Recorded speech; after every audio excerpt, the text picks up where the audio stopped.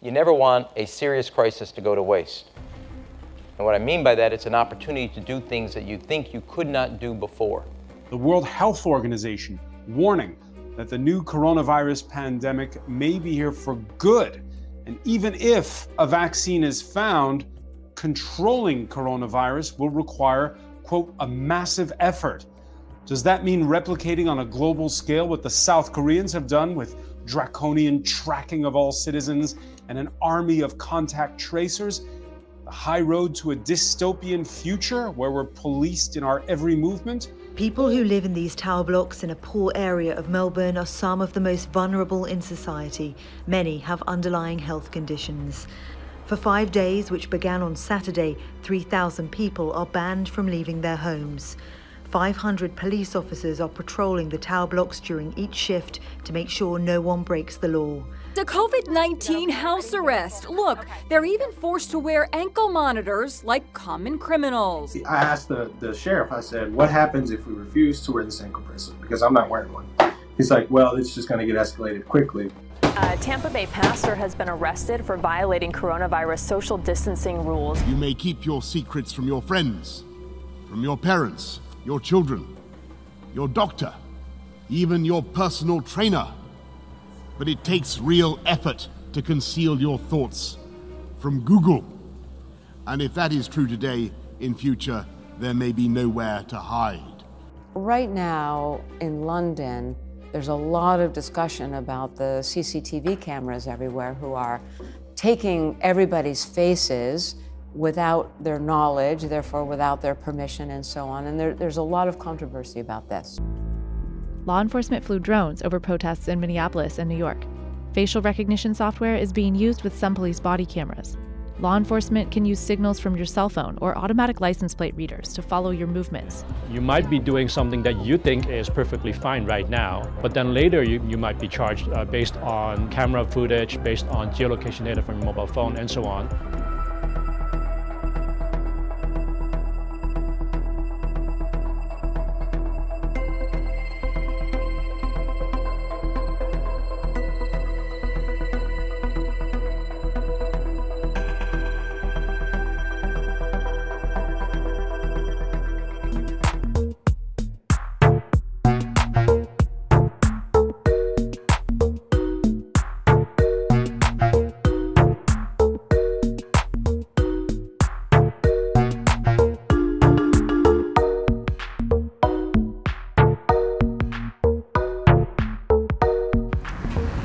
This is a very interesting time to be living in.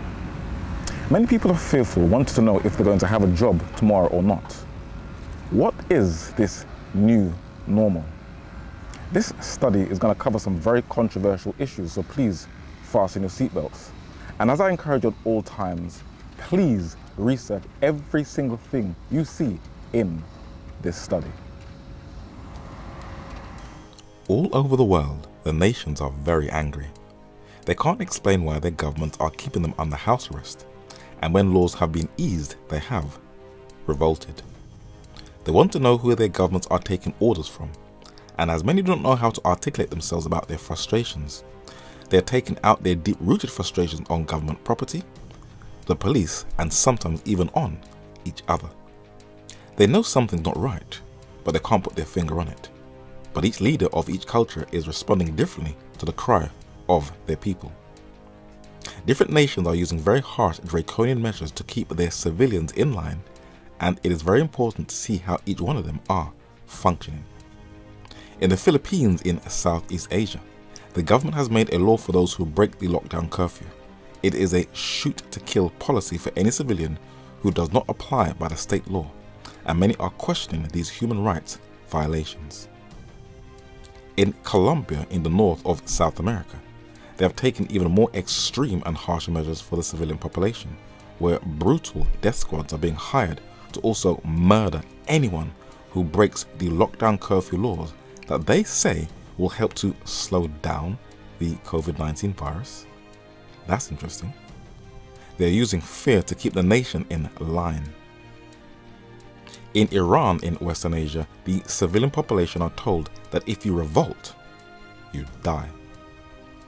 Pakistan in Southeast Asia is on the brink of a COVID-19 financial collapse, and a locust invasion has not helped. But different minority groups are, sadly, being unfairly targeted by very extreme radical Islamic groups that are being protected by the government. There are even Muslim minority groups who are not spared the wrath of these extremists, even during a lockdown. But Hindus and Christians have become a key target, where they are even being denied food to eat unless they convert to Islam. They are being called infidels. What kind of absolute inhumane foolishness is that? Are these people that cold and heartless? That is not religious extremism, that's just disgusting. There are many other countries that are also using some very harsh measures, and when observed very closely, you can see that it is a model of what they will do to the entire world in the not too distant future if governments are given this level of power and control to use freely. A renewed surge in coronavirus cases has left officials with no other choice but to seal off the Victorian state from the rest of the nation. 9 public housing towers in those postcodes will be the subject of a complete lockdown, effective immediately. I realised that we're in complete lockdown, as in we can't go out for exercise, can't go out for work, we can't go get groceries and any essentials either. You can see police presence on every access point. It's scary. It is traumatic. Defence Force personnel will help police ensure Melburnians do not leave the metropolitan area. As Victoria Police put in place roadblocks and other command centres to ensure that that hard boundary between metropolitan Melbourne and regional Victoria is not breached. The Army and police are getting ready to shut down the New South Wales border. From midnight, Victorians will face a big fine or even jail if they try to leave the state without a permit. These are some of the 650 officers whose job is to keep Victorians out of New South Wales. The military also called in. There'll be some 100 members of Defence on the ground from Thursday, and that will grow to 350 over the weekend. Drones and planes will keep watch on smaller rural roads. There'll be big penalties for those caught trying to sneak in. Are these moves even legal? Let's bring in attorney Andrew Stoltman to help us figure this out. According to the mayor, beginning Friday night, if police get a report of a large party, the city will have the authority to shut off water and power services to residents within 48 hours. Mayor Bill de Blasio, checkpoints are being set up in New York City to trace travelers coming from out of state starting today. They'll be reminded that failure to quarantine is a violation of state law, and it comes with serious penalties. In fact, under certain circumstances, the fines can be as high as $10,000. Safety groups are turning to drones to monitor public spaces. Cops across India are nabbing lockdown violators with the help of electronic drone surveillance. There are an estimated more than 300 million surveillance cameras in China, and authorities are using them to monitor Chinese citizens. Many of the surveillance cameras in use in China now are equipped with facial recognition capabilities, which simply gives the authorities the ability to track who specifically has gone to which precise location. Combine that with data scraped from hospital records, police files, and public transportation history. All that is stored and linked to national ID cards, which gives the Chinese government granular information about all its citizens. Chinese health officials say all this data is in the pursuit of controlling the epidemic. In South Korea, health authorities are legally allowed to sift through credit card records, CCTV footage, and mobile phone locations to pin down the travel histories of those infected or at risk. That information is then shared with the public. In China's surveillance state, not only do authorities have access to more data than other governments, but citizens have no way to opt out of that data collection. Countries around the world are rushing to use technology to slow the spread of the coronavirus. Some governments are tracking citizens with the help of apps, drones, and other high-tech methods. But critics warn the surveillance may go too far. The extent of surveillance varies from country to country. In Europe, voluntary apps track people's symptoms. And this one in Israel even alerts users if they've come into contact with someone who's infected. Already, U.S. officials are turning to tech companies to tap into people's digital data to see if they're practicing social distancing. And in Tunisia, a police robot questions suspected violators of the country's lockdown. All high-tech tools designed to slow the spread of COVID-19. They verbally told me that, your phone will be satellite tracked. He just didn't realize how closely. My phone ran out of battery for about 15 minutes. I plugged it in, but by then there was already 2 police officers knocking at my door. Tonight, digitising discrimination. Kenya's High Court upholds a petition to put a new digital ID scheme on hold. Critics had accused it of discriminating against vulnerable communities. We are so excited to be a part of the UNICEF Wearables for Good Challenge. That's how Cushy Baby was born. A way to prevent 1.5 million children in rural India from dying every year, simply by digitizing medical records and getting mothers and children to carry them at all times. How? By creating a chip in the shape of a culturally accepted talisman. The cost? Less than $1. It's the small changes that change everything. The World Food Programme current exploration of blockchain technology called Building Blocks is implemented in the Zaatari and Azraq refugee camps. We authorize the transactions using iris scanning or iris biometric technology. بدق رابي كلنا على الكاشير على اسمه بيقول لي اعطيني عينك بس طلع بالكاميرا اطلع فيه يعني بعطيني يعني بعمل كبسه للعين او كذا بصورها يعني للعين بقول لي هاي. An unlikely digital revolution is changing lives. Ban Mai Nai Soi Camp. More than 10,000 Myanmar refugees live here. He's here to oversee the deployment of the new system. This exercise in Thailand is critical for UNHCR. This is the first major rollout of the biometric systems. We will verify and enroll 120,000 refugees. Fingerprints. Iris scans. Photos. All attached to a name, a date of birth. Everything is uploaded onto UNHCR's global database.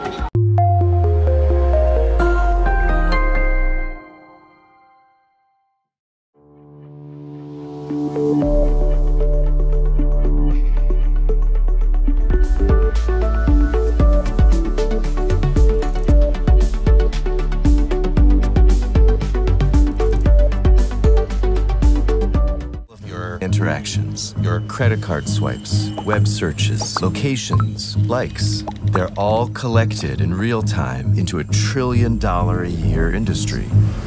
Hacking has increasingly become what governments consider a legitimate investigative tool. They use the same methods and techniques as criminal hackers. And what this means is they will try to remotely take over your device. Once they do this, by detecting a vulnerability in the software that your device runs, such as Apple's iOS or Microsoft Windows, they can craft a special kind of attack code called an exploit. They then launch this exploit at the vulnerability on your device, which allows them to take total control of that device. Anything you can do on that device, the attacker, in this case the government, can do.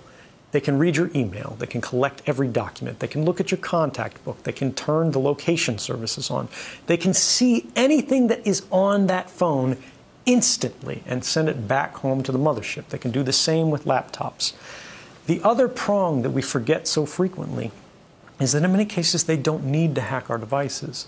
They can simply ask Google for a copy of our email box because Google saves a copy of that. Everything that you ever typed into that search box, Google has a copy of.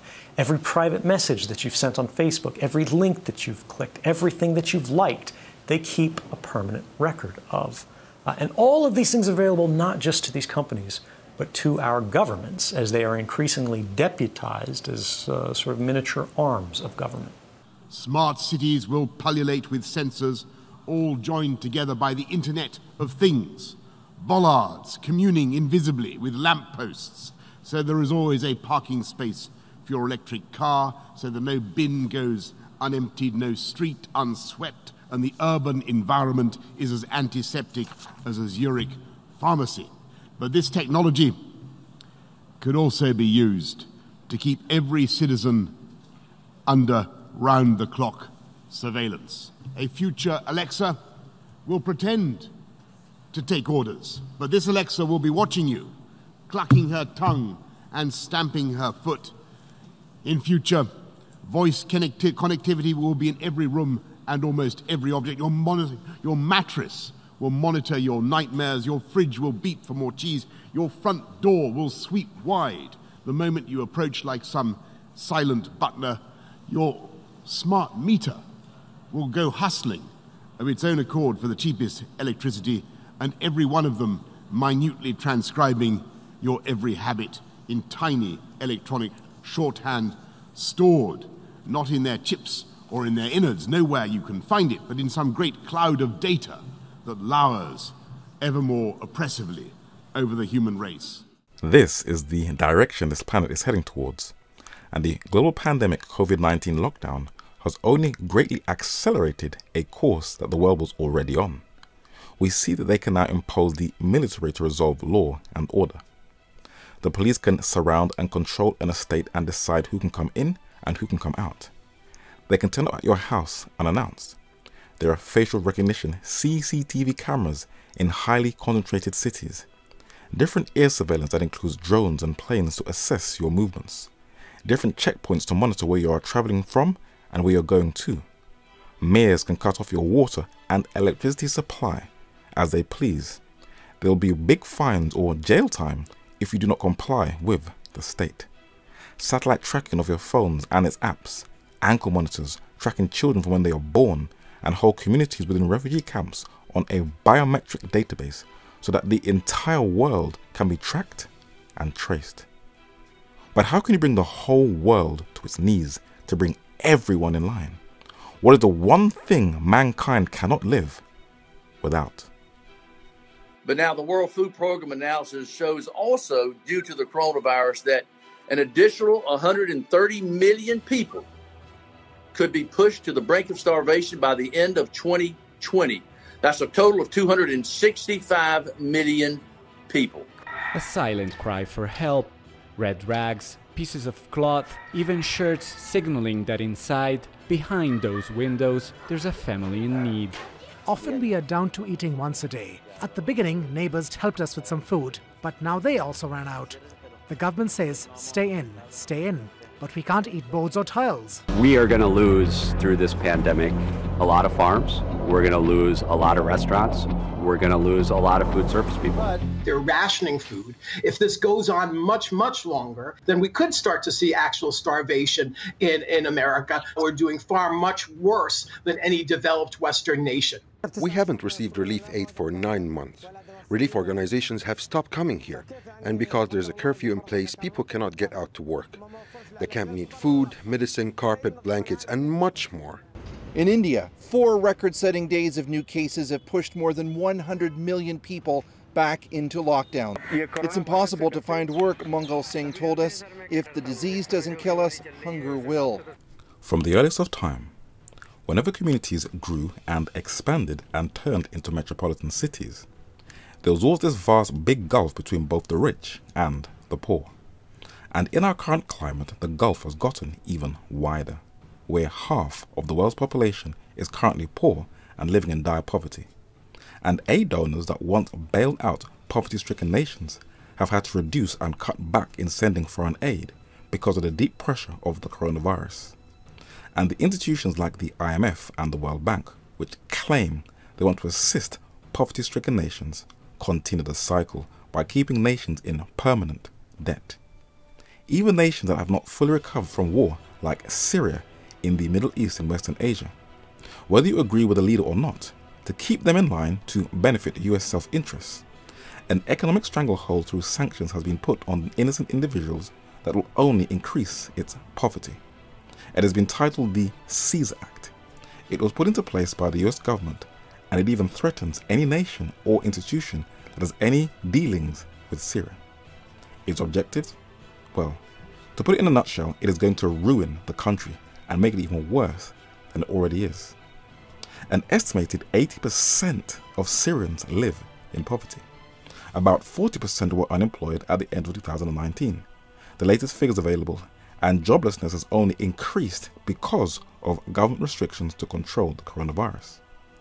And these sanctions are going to bring that country to its knees. But it is not only Syria that is deeply affected.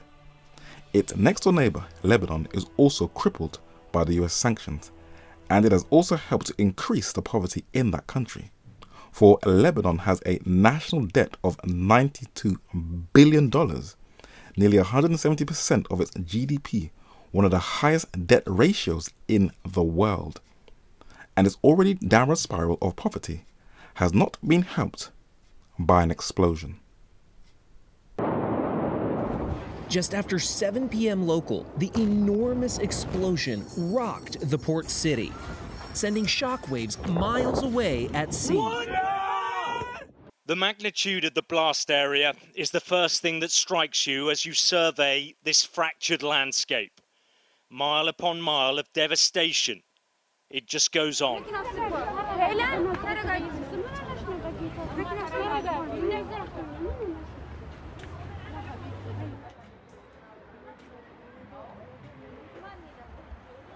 Anti-refugee sentiment in Lebanon is not new. Some blame the refugees from the war in Syria for worsening the economic crisis and competing for a job with Lebanese workers. You have a percentage of risk from going down and contracting coronavirus, but the percentage of risk of you dying of hunger or homelessness has become a lot bigger than the risk that coronavirus gives. How is its health system going to treat thousands of injured people and those sick with COVID-19 after at least 3 hospitals have been destroyed? And where is a country that's almost entirely reliant on imports from the sea going to get food from when its port is a crater? While many may think that the global recession and the rapid increase in joblessness is as a result of the coronavirus lockdown, as already mentioned, it has only accelerated a path the world was already on. Let us give a few examples. There is apparently enough coal resources in the earth to sustain the global energy markets for the next 2,000 years, according to reliable sources. But the coal industry that helped to propel the Industrial Revolution is really struggling. To be honest, it is almost becoming extinct. In a book published in 1979 titled Energy, the Created Crisis, written by the late US-based British economist Anthony Cyril Sutton, he said that at the end of the 19th century, coal supplied about 90% of the US energy consumption. By 1972, only 17% of energy came from coal. So as we look at these many different articles from a variety of different public journals from around March 2020, it may look like it was the coronavirus lockdown that has greatly damaged the coal industry. But if you look at articles from previous years since around 2015, it is very clear that the lockdown has only put the final nail in the coffin. Across America, more and more coal-fired smokestacks are smoke-free. The power plants beneath them, cold and dark. The mines that once fed them, abandoned. The narrator was born, raised, and currently lives in the UK. And though there are other places around the world that are far worse off, the UK faces a deeper recession than any other country in the so-called developed world.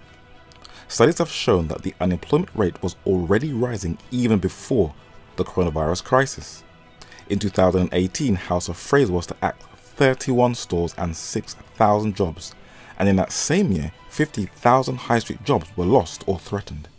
And the lockdown in 2020 has only accelerated joblessness. Harrods is cutting 700 jobs. Selfridges is cutting 450 jobs.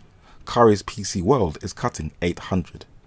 Since 2019, 38,000 to 80,000 car jobs worldwide will be cut. And in that same year, 60,000 bank jobs worldwide are under threat. In 2020, 110,000 airline jobs are at risk, and they say the airline industry will not fully recover until 2024. Primark cancelled £2.4 billion of orders from Bangladesh during the lockdown that has put 1 million garment workers in Bangladesh out of a job. E-news has been cancelled since the lockdown. The global film industry has a loss of $5 billion. The music industry does not know if it will last, and we are seeing whole industries and businesses collapse since the lockdown, and the gulf between the rich and the poor gets even wider and wider. Most cannot see where things are heading. This world is steering into a direction where eventually no man will be able to buy or sell. And there are two very disturbing things that need to be questioned. With businesses collapsing worldwide, and with many people being laid off and without a job, nation states all over the world are expanding the sales of their military. Why is that? And the United States is telling the world to come together into a world order. I wonder why. Does more military spending make the world safer, or is it a warning of conflict to come? Worldwide military spending is at its highest for 10 years. Where is all that money going? And might governments change their priorities as the coronavirus spreads? Choices. We think that the entire world needs to work together to ensure that every country, including China, behaves in the international system in ways that are appropriate and consistent with the international order. Since the lockdown, many newspapers and magazines are now boldly saying that we are now living in a new world order. This was language that was once upon a time confined to so-called extremist conspiracy theorist fringe groups such as so-called Bible-bashing Christian fundamentalists and white right-wing militia groups. But as certain realities have kicked in, where people are seeing that freedoms are being stripped away very rapidly in such a short space of time, a few people are waking up to the reality that something is not just quite right. But what exactly is the new world order? Is it something that is to come in the way distant future, or have we already been living in it for years? A book was published 30 years ago in 1990 titled The Keys of This Blood by the late Malachi Brendan Martin, a former Irish Catholic Jesuit priest, and he outlined in his introduction exactly what the New World Order is. Who will establish the first one world system that has ever existed in the Society of Nations? Who will hold and wield the dual power of authority and control over each of us as individuals and over all of us together as a community? Listen to what he says next and see if it relates to us all today. He said that our way of life as individuals and citizens of the nations, our families and our jobs, our educational systems and our religions and our cultures will have been powerfully altered forever. No sector of our lives will remain untouched. Those of us who are under 70 will see at least the basic structures of the New World Government installed. Those of us under 40 will surely live under its legislative, executive and judiciary authority and control. So who are pulling the strings behind the scenes? Is it just one group or an octopus with many different tentacles to achieve one global objective? There are some who think it is the corporations that control everything. There is no America. There is no democracy. There is only IBM and ITT and AT&T and DuPont, Dow, Union Carbide, and Exxon. Those are the nations of the world today. The world is a college of corporations, inexorably determined by the immutable bylaws of business. The world is a business, Mr. Beale. So as the 1976 film Network declares, it is the multinational and transnational corporations that govern how the world works. This is one school of thought that dominates people's thinking.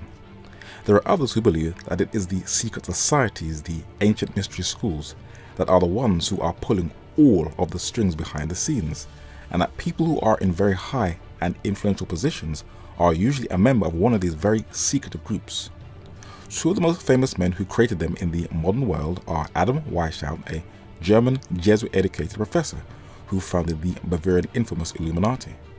Many believe that it is this secret society who are pulling the strings of every major organization in the world, according to The Guardian. The other is Joseph Ratzinger, a Polish-born, London-based political intriguer who founded what many call the world's most secretive society, the Bilderberg Group, the most influential group in the world, where many believe that it is they who are really plotting the New World Order, according to the London Independent. Since the coronavirus lockdown, the owners of Walmart, the Waltons, the richest family in America and the richest non-royal family on the earth, have profited handsomely, where they earn £57,000 every minute, and they are $4 million richer every single hour. My goodness. Many believe that they and many of the older royal families of Europe are the ones who are really pulling the strings behind the scenes, and many think that the old European monarchies are linked to the New World Order and are still ruling the world, the most famous dynasty being the Rothschild. The most famous one alive is British banker Lord Jacob Rothschild. The Rothschild dynasty was founded by German Jewish banker Meir Amschel in Germany, who adopted the coat of arms of the Holy Roman Empire, and in the center is the red shield that today is called in German the Rothschild. They acquired their wealth from financing wars, and in the 19th century the Duke of Wellington received payment by Nathan Rothschild, Meir Amschel's son, that tipped the balance of the Napoleonic Wars, and Nathan also profited handsomely from the Atlantic slave trade by selling 88 black African slaves in Antigua in the Caribbean, according to the Financial Times. They also got into the diamond industry, and it was the Rothschilds who gave £1 million in payment to Cecil Rhodes to set up his De Beers mining company. And this is why many also believe that there is a Jewish conspiracy to take over the whole world, and also that it is the bankers who are the true players. Most financial institutions, including Community America, are very highly capitalized. We are in a very stable position, so there's not going to be an issue with any kind of financial or run on the banks. Wall Street is probably one of the most powerful players in the financial world that has a secret fraternity of very influential players. This 1929 Wall Street secret society have been able to skillfully make US banks take over the entire world. In a book titled The Secrets of the Federal Reserve by the late Eustace Mullins, it described how US Senator Nelson Aldrich had a secret Jekyll Island meeting in November 1910 to create a private central bank, and one of its attendees, the German-born banker Paul M. Warburg, has been described as its chief architect. The book asserted that this bank was behind the financial crash of 1929 that was used to paralyze the economic structure of the world and to create a global depression, and it quotes a New York Times article to prove its case. Whether it is true or not, the narrator cannot say, but in the 1930s, central bankers created the little-known Bank of International Settlements that aligned all the central banks in the West into one clique. Its mastermind standing on the far right was Horace Greeley Hjalmar Schacht, Adolf Hitler's Minister of Economics, who stands next to Montagu Norman, Governor of the Bank of England, where he stands next to US banker Benjamin Strong, Governor of the Federal Reserve Bank of New York. Though little is known about this elite private club of central bankers, there are many who believe that these central banks are behind the financing of modern warfare, and according to the South China Morning Post, the coronavirus could trigger a global financial crisis, and they say that the central bankers are to blame. So many believe that the bankers rule, but let us go into the archives of credible sources in both aristocratic, military and political circles to see who are the real players who are pulling the strings on the world stage and who plans events years ahead of its time. The late Edith Starr Miller was a New York socialite, the only child of a wealthy industrialist who married an English nobleman, Almeric Hugh Paget, 1st Baron Queensborough, where she got the title Lady Queensborough. She spent 10 years researching a book, but she died a number of months before her book was even published in 1933. Despite her own biases and political views, she tells the reader in her book Occult Theocracy that it is not designed to be a scholarly, literary work and that each person must come to their own conclusions, but she outlines who are pulling the strings. She said that the esoteric aims of most societies are all directed towards the same end, namely the concentration of political, economic and intellectual power into the hands of a small group of individuals, each of whom controls a branch of the international life, material and spiritual of the world today. The main branches thus controlled are, and highlighted in red, number 1, the international banking groups and their subsidiaries, and number 2, international industrial and commercial control groups with their interlocking directorates. She wasn't alone in her conclusions. Major General Smedley Darlington Butler was the most decorated man in the US military at the time of his death in 1940. He would travel throughout the United States of America, and he would see hundreds and thousands of graves of innocent dead soldiers in cemeteries, and he was very sad that it was a few corporations and many men who had profited from war while others died. So he documented his deep frustrations in a book titled War is a Racket, and he pretty much comes to the same conclusion as Lady Queensborough. When writing about World War I, he said that war is a racket. Only a small inside group knows what it is about. Let us not forget the bankers who financed the war. If anyone had the cream of the profits, it was, and highlighted in red, the bankers. Other patriotic, and highlighted in red again, industrialists and speculators chiseled their way into war profits. The late political scientist Zbigniew Brzezinski was the National Security Advisor to US President Jimmy Carter. He wrote a book in 1970 titled Between Two Ages, America's Role in the Technocratic Era, and he had inside knowledge and documented that the international banks, and repeating the previous two, multinational corporations, who are acting and planning in terms that are in advance of the political concepts of the nation state.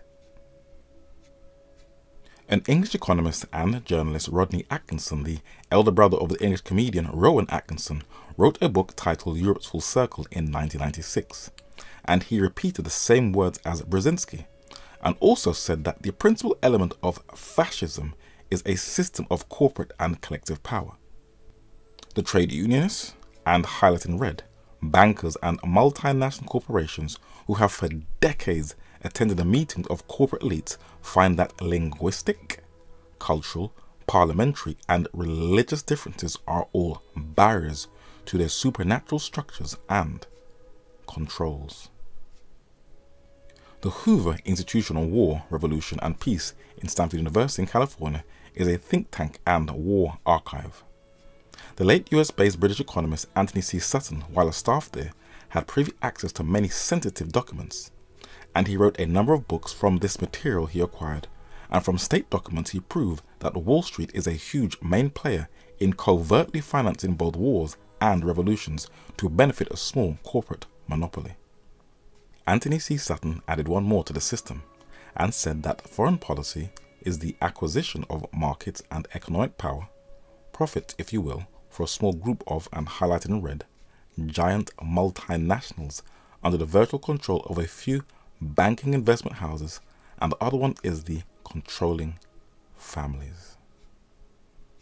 When former MI5 agent Benito Mussolini rose into power to introduce fascism into the 20th century, many are familiar with his complete support by the papacy with the signing of the Lateran Treaty of 1929. But it would have been impossible for religion alone to propel Mussolini into power. He had political support from English statesman Winston Churchill while he was the British Chancellor of the Exchequer, as documented in the New York Times on January 21st, 1927. When President Roosevelt was in power, in his personal archives there is a letter from Benito Mussolini to Roosevelt commending him on how they should work together. So he had support from Cardinal Pietro Gasparri, the Vatican Secretary of State, the Italian monarch Victor Emmanuel III, and the little-known US banker Thomas William Lamont Jr., who on behalf of J.P. Morgan gave Benito Mussolini a loan in order to start up fascism, as documented in the New York Times on April 14, 1925. One man who fled fascist Italy documented in a book titled The Dollar and the Vatican how it worked, and the late Avram Manhattan repeated and elaborated on the main players on the world stage. And when describing the rise of fascism, he said that European vested interests, ranging from, and highlighted in red, monarchies to high industrial and financial magnates, and the respectable middle classes, these, even more readily than their American counterparts, sided instantly with fascism and brought it to power. The Vatican and European and American capitalism acted systematically and in concord from the very beginning. Although at first independently, they soon joined forces, and American capitalism played a more important part in helping the rise of fascism than is generally realized.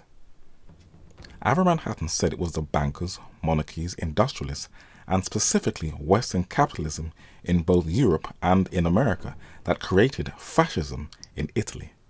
And another man also confirmed that they are the only ones who have the power to recreate it all over again in the future.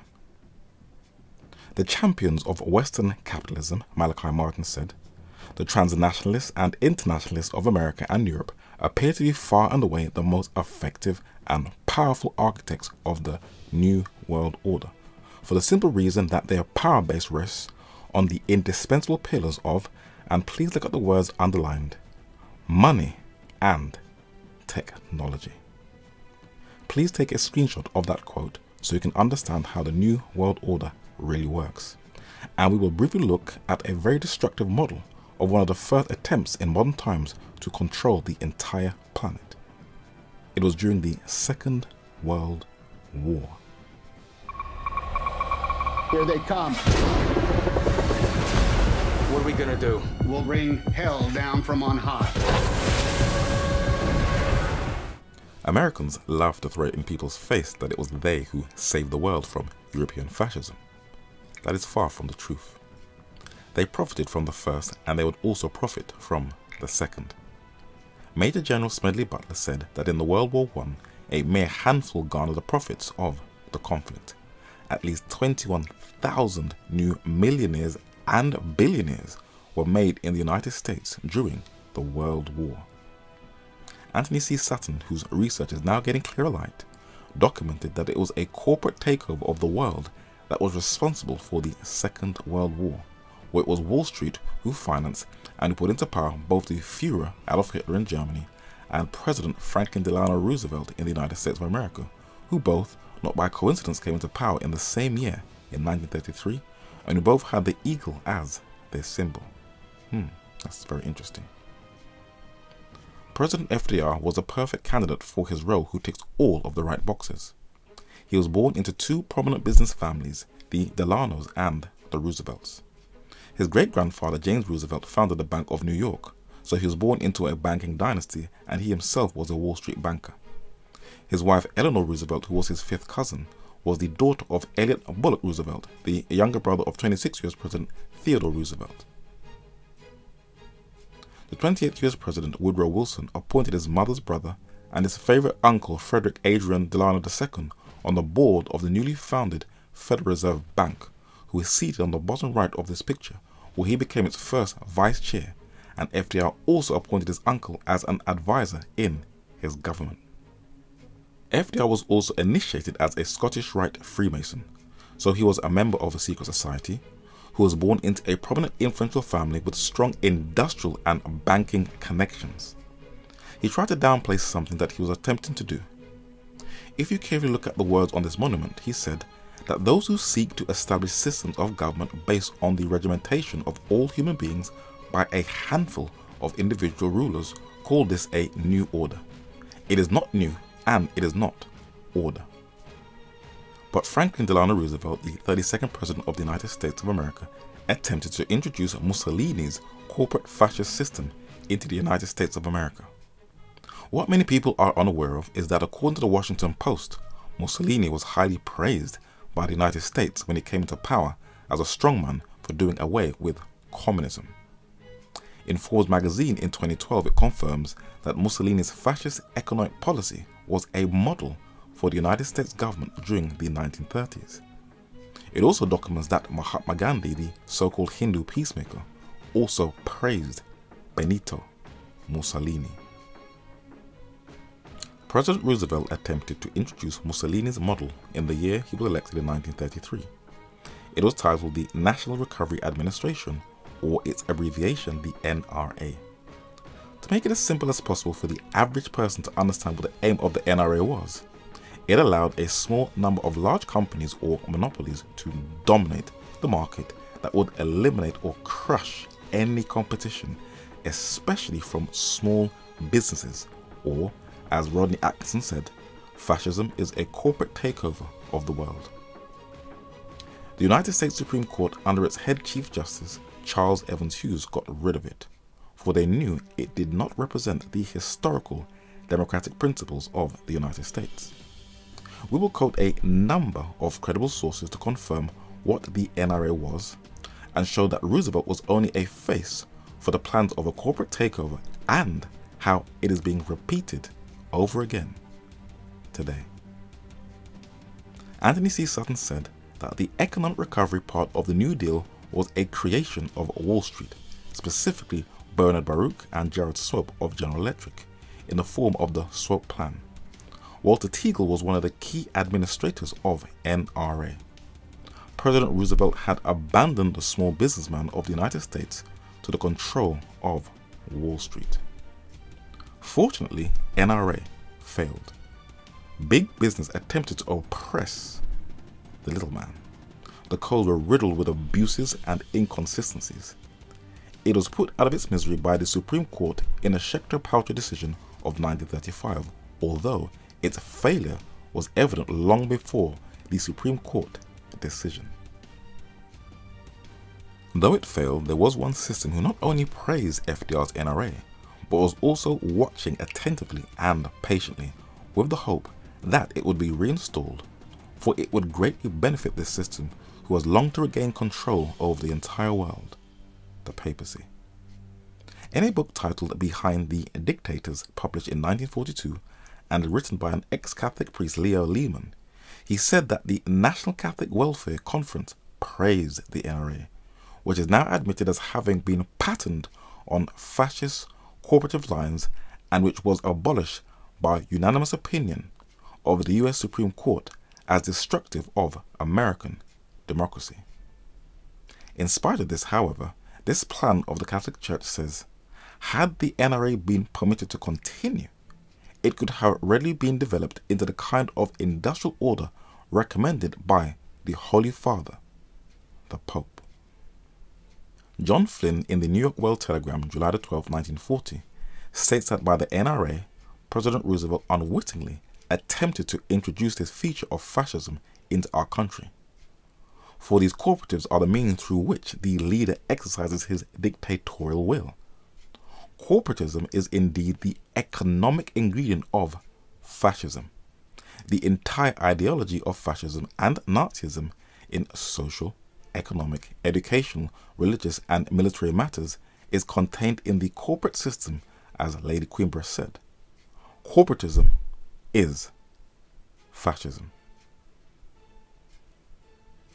His words have also been confirmed by one who was working inside of the US government. In the personal memoirs of President Herbert Hoover, we get an insight to how the US government really works. The narrator was first exposed to him where, as a trained mining engineer with vast business contacts, Hoover cut a business deal in Liberia in West Africa on behalf of the US rubber industry and the Firestone Company. He sabotaged the plans of the Pan-Africanist, the Right Honourable Marcus Mosiah Garvey, who had first made a deal with Charles Burgess King, the 17th President of Liberia, for a UNIA Back to Africa settlement program in the Republic of Liberia in the 1920s. Hoover was a man who was well connected in and out of office.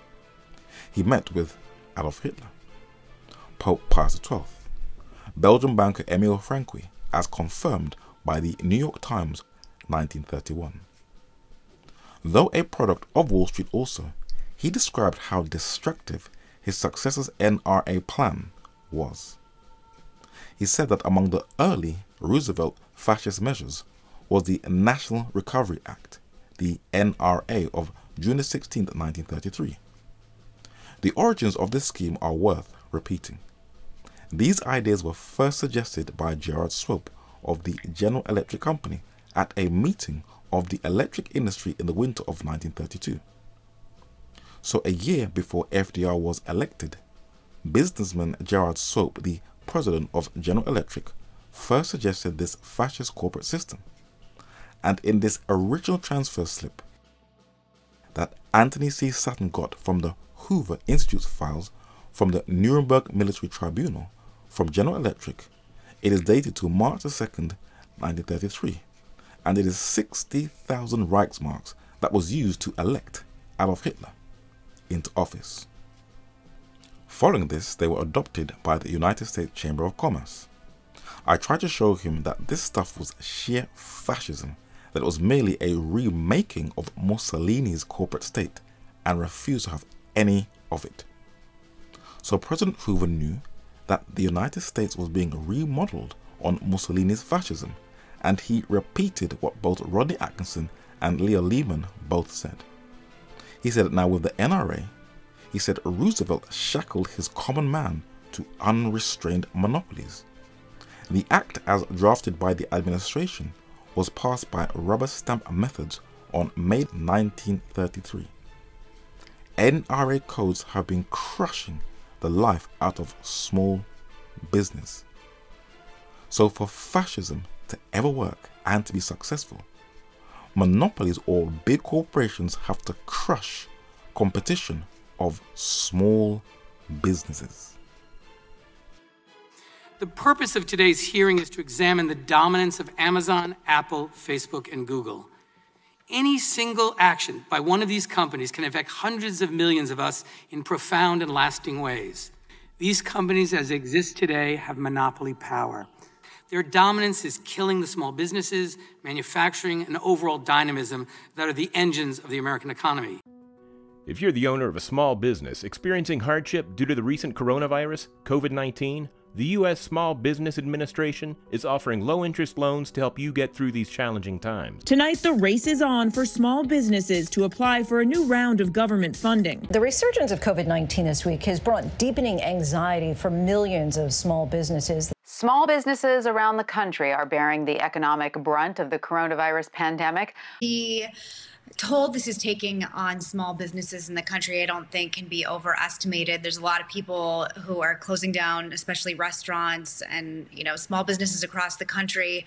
These are the 5 most valuable companies in America. Notice anything? They're all tech companies, and their dominance is attracting attention from watchdog groups that say their market power is harming competition and the economy. Can you imagine life without Google, Facebook, or Amazon? Chances are you're actually on one of those platforms right now watching this. What is happening now, in my view, is a neo-feudalism, where the Zuckerbergs and Bezoses of the world are basically becoming the new lord and ladies. The government has opened up an antitrust review of big tech. Facebook, Amazon, Google, and Apple. Do you share the government's concerns that any one of these companies, or all of them perhaps, are doing things, abusing their power and influence in such a way that it undermines either the political system, and we've heard about that, or perhaps the consumer economy, and we've heard about that too? You could say I'm biased, but I see these as well-meaning, highly innovative companies that it's up to society to make sure that their innovation doesn't have negative side effects. The reason why Google and Facebook are the most powerful companies in the world is because last year data surpassed oil in value. Data is the most valuable asset on Earth. When people see the extent of the surveillance, I think they're going to be shocked. Once again, their control of the marketplace allows them to do whatever it takes to crush independent business and expand their own power. This must end. Is public money going to tech firms like Google, like Amazon, to perform public functions? So once again, a bonanza for the tech companies, who, by the way, have been doing very well during the pandemic already, where they see huge opportunities in telehealth, in the educational market, in public schools, in supporting us working from home and learning from home, they're not looking for a kind of a traditional reopening, but rather a new paradigm. In the book, The Shock Doctrine, Canadian author and filmmaker Naomi Klein has labeled this as disaster capitalism. It is when corporations that are usually kept in check through Western democratic laws can, in a crisis, act with immunity and take full advantage of a crisis, as Rahm Emanuel said at the opening of the study, and not only make huge profits, but also strip away people's freedoms for the so-called common good and safety of society, as we shall see near the end of the study. Even though recent studies have shown that almost 5 times as many people in the UK are now dying of influenza or pneumonia than COVID-19, according to the latest data from the Office for National Statistics in the UK in August 2020. That's interesting. They've bullied out smaller companies who will pose any competitive threat to them, and they have definitely capitalized on the COVID-19 lockdown to expand their global interests. And even if we are observing how they work, we all have to admit that during the lockdown, we have had to some degree, depend upon their services. What the United States Supreme Court blocked in the 1930s to stop corporate fascism from spreading and taking root in the United States, disaster capitalism in the 21st century has allowed these 5 tech companies to take almost complete control over the global economy, where they can affect nearly every aspect of our everyday lives with no restraints. And as Malachi Martin said, money and technology will be one of the main controlling tools to harness the New World Order. What is downplayed is how deeply these tech companies are embedded with the US government and the secret intelligence services. Microsoft is a bit more bold and defends its ties to the military, with no apologies. But according to NBC News, there are thousands of contracts that highlight very quiet ties between big tech and US military, a covert liaison where big tech has merged with Big Brother. Not surprising at all. The CIA admits on her own website that it was her who actually created Google Earth. So the government and Big Brother have always had a bond. We're getting to the point where there will be no reversing the trends of these tech companies' control. And Leo Lehman said they will allow a dictator to do as he pleases. We can only imagine what is planned for the future. These tech companies are fulfilling the plans of the little-known but well-connected political advisor and Wall Street financier and millionaire Bernard Baruch, who, while working in the Woodrow Wilson administration in 1918, seated in this photo second from left, he created the War Industries Board, the forerunner to the NRA, for a few monopolies to have complete corporate takeover of the market. And he was not only the political advisor to FDR, but the behind-the-scenes mastermind of his presidential campaign, where he got bankers and corporations to financially bankroll him into the presidency. But Adolf Hitler was also fully financially backed by Wall Street. And though he has been played in satire to downplay his role, the 20th century bloodbath that has been cleverly labelled a world war was actually a European conflict from the beginning to the end, with the US corporate financial backing that drew the rest of the world in, that sadly came at a very, very deadly price. Avram Manhattan said, "What was their cost in blood? World War I was more destructive than the 901 major wars of the past 2,400 years, 7 times more destructive than all of them combined. World War II was 4 times worse than World War I." We believe that the Nazis and the fascists have asked for it, and they're going to get it. An fremde Hilfe! Niemals! An Hilfe, die außerhalb unserer eigenen Nation, unseres eigenen Volkes liegt. In uns selbst allein liegt die Zukunft. Adolf Hitler, though he was an Austrian, said in that speech that the Germans should not depend upon foreign help. But where did the majority of the financial support he received to sustain his war industry come from? Don't sweat it, because when it comes to work, Ford Commercial Vehicles can take it and bring it and flat out work it.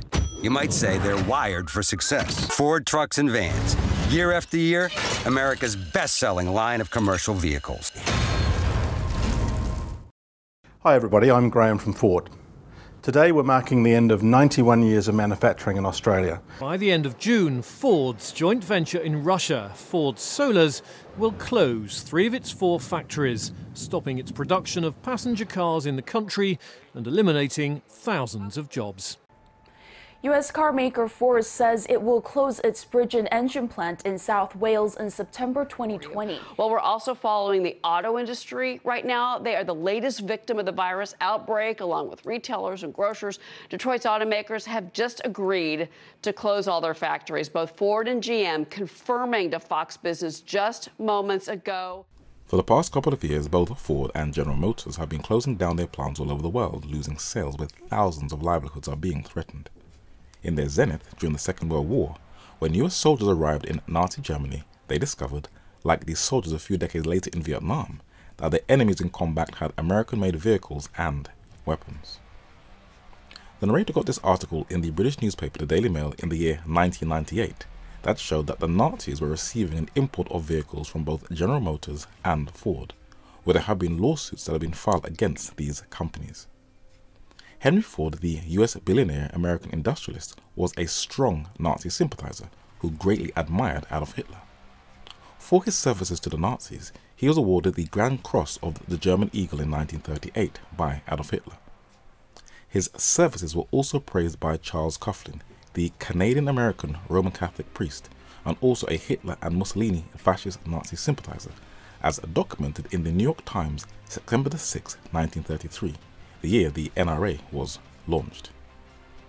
Alfred P. Stone Jr. was the US President, Chairman and CEO of General Motors Corporation, who was also conducting business with Adolf Hitler's Nazi Germany.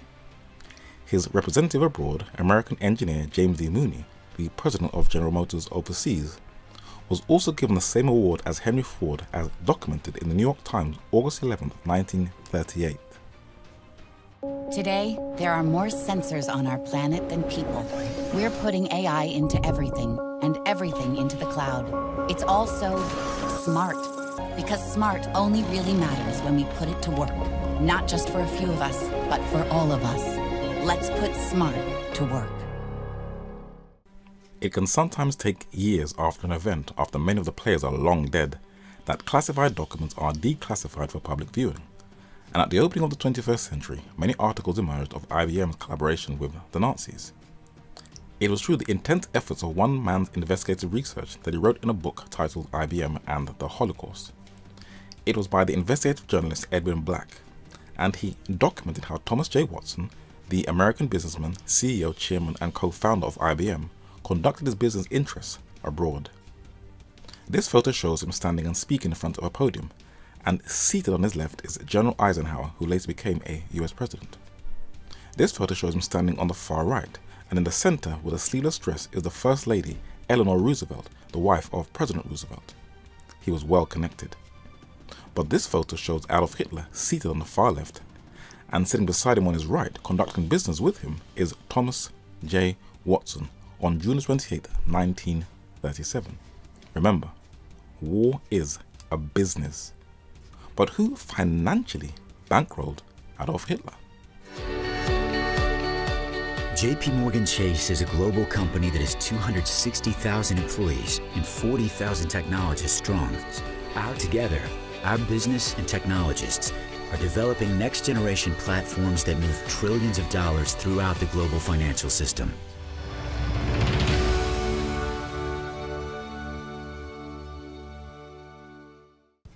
It may be very hard for many people to stomach that the Western banks that they have a current account with were, at one time, doing business with the Nazis. But there were others who wanted to benefit from the dictators of Europe also. In May 2020, German Roman Catholic bishops made a public apology for their predecessors' disgusting role in the war crimes of Nazi Germany.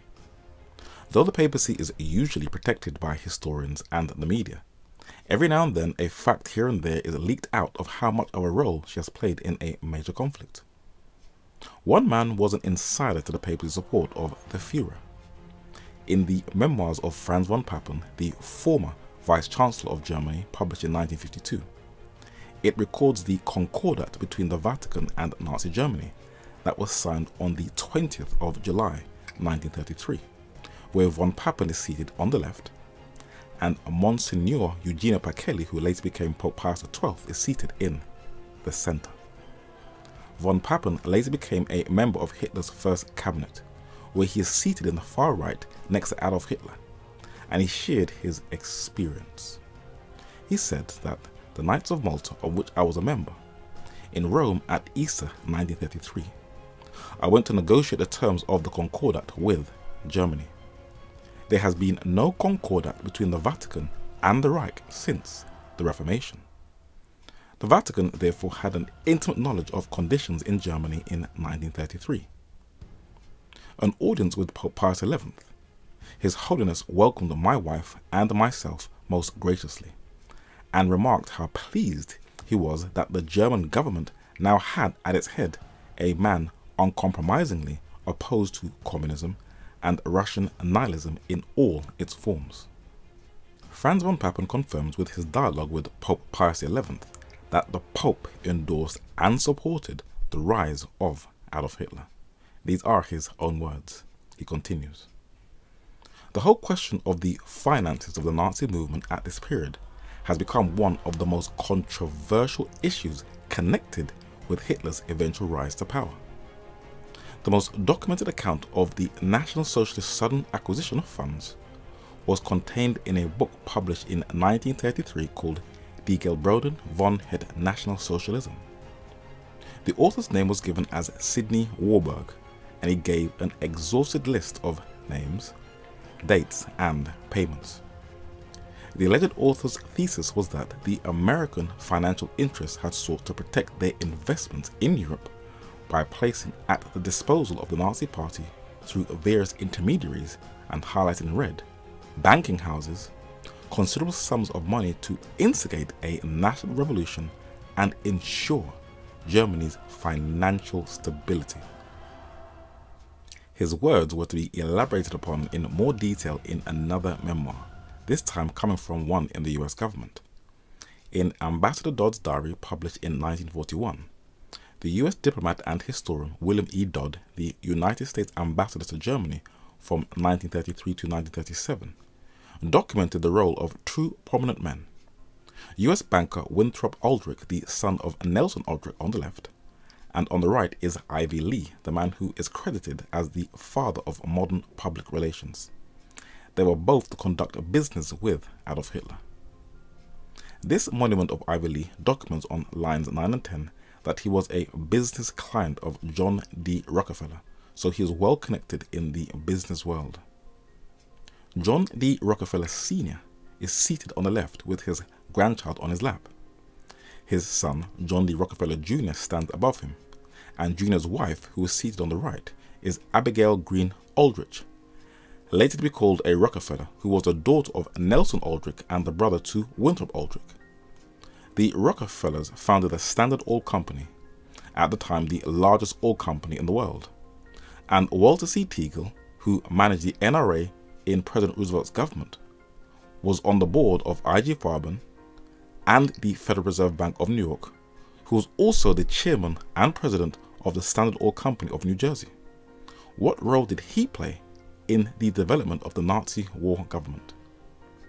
William E. Dodd was shocked when he recorded in his diary and said, "Why did the Standard Oil Company of New York send $1 million over here, that is in Nazi Germany, in December 1933, to aid the Germans in making gasoline from soft coal for war emergencies?" Naive to world affairs, William Dodd was totally clueless that President Roosevelt was also backed by these Wall Street oil interests. In a nutshell, it would have been totally impossible for the Nazis, planes, cars, jeeps, tanks, warships and submarines to function without US imported oil, for Germany has no oil reserves. Like William Dodd, this may be very shocking and disturbing for people who have been given a different narrative of the Second World War. But never forget these words from the narrator. War is a business. William Dodd continues. Winthrop W. Aldrich, president of the Chase National Bank of New York, was on his way to Hitler's quarters with the Reichsbank president Schacht and the Minister of Economics Schmidt. Henry Mann of the National City Bank spoke of the conversation he and Mr. Aldrich had had some 10 days with the Chancellor at his summer palace. He, Adolf Hitler, has no conception of international relationships. He considers himself a German messiah, but despite Hitler's attitude, these bankers feel they can work with him. Ivy Lee and his son James came to lunch. Ivy Lee showed himself at once a capitalist and an advocate of fascism. He told stories of his fight for Russian recognition and was disposed to claim credit for it. His sole aim was to increase American profits. Since he wrote that in his diary in the early 1940s, recent light has come out that these US banks were actually doing business with Adolf Hitler, the same man who said in his speech that the Germans should not depend upon foreign help. The Bushes are not only members of a secret society, the Skull and Bones, and well connected with industry and intelligence, but Prescott Sheldon Bush, the grandfather of the current George Bush, was also doing business with Hitler, where his bank was also tied to the funding of Adolf Hitler and the Nazis. The central bankers clique, the Bank of International Settlements, also helped to put Hitler into office, and many banks in Europe were also conducting business with Adolf Hitler. So the Nazis were well looked after financially, which shows that the Nuremberg trials was a bit of a one-sided joke. But what is sad is that today, these bankers are still planning on manipulating the economy to bring people to their knees. And while the poor are becoming even more poorer, the bankers, like the tech companies, are capitalizing on the vulnerability of the climate. With the setting up of concentration camps for undesirables and the elimination of those who the state does not like, World War II should be a solid object lesson we should all be learning from. Do you know why? Because we are seeing that corporations can gamble with two opposing camps, and the same mechanisms that were put into place to create a fascist society is being repeated over again during the coronavirus COVID-19 lockdown. So the Second World War was the first attempt in human history of a corporate takeover of the entire world, where the United States and its Wall Street industrial companies and corporations and banks were to try to set up fascist states in the old world and even in the United States of America, where the Vatican also was to take advantage of this totalitarian control over the planet. But what was very interesting is that they marginalize groups who they don't like and murder them. Do you think that could happen all over again? Understand what's going on around you. You are in a state of war, and you have precious little time to save yourself. The disaster is coming closer and closer. The danger is real. You're sending soldiers into the island disguised as citizens. This country needs for this to work. I really only have one question. Whose side are you on? People chose to do away with emotions. Those morning injections take them away. When people have the freedom to choose, they choose wrong. 100 years ago, after the war, our founders created a system they believed would create lasting peace. They divided society into 5 factions. The only way you can survive is for each of you to claim your rightful place. Everyone is tested to determine who we are and where we belong. You don't fit into a category. They can't control you. You can't trust anyone. Initiates, we will be watching to see who you really are. Divergence threaten the system. It won't be safe until they're removed. My replicants will never rebel. They will never run. They will simply obey. By the time you guys grow up, there won't be one book left. Yes, sir! Little knowledge is a dangerous thing. News, facts, memoirs, internetable. Burn it. Start over. These children are the future of humanity. You will raise these children to be atheists.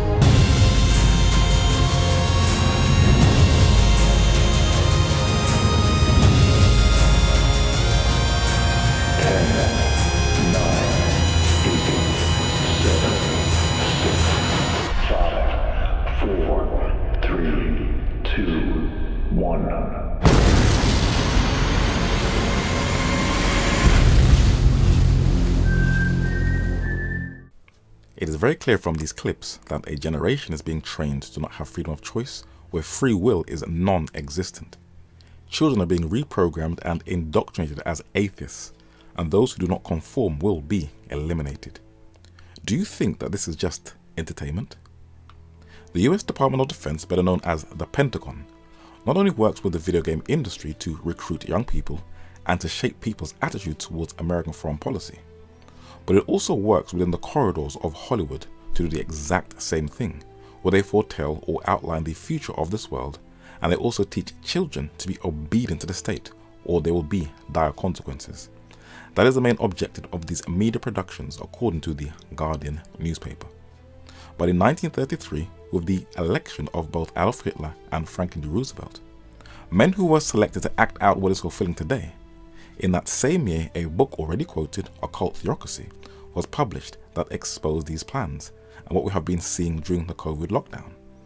The Right Honourable Lady Queenborough, who died mysteriously in that same year, a number of months before the book was published, said that I have endeavoured to expose the means and methods used by a secret world, one might almost say an underworld, to dominate and destroy not only the so-called upper classes, but also the better portion of all classes.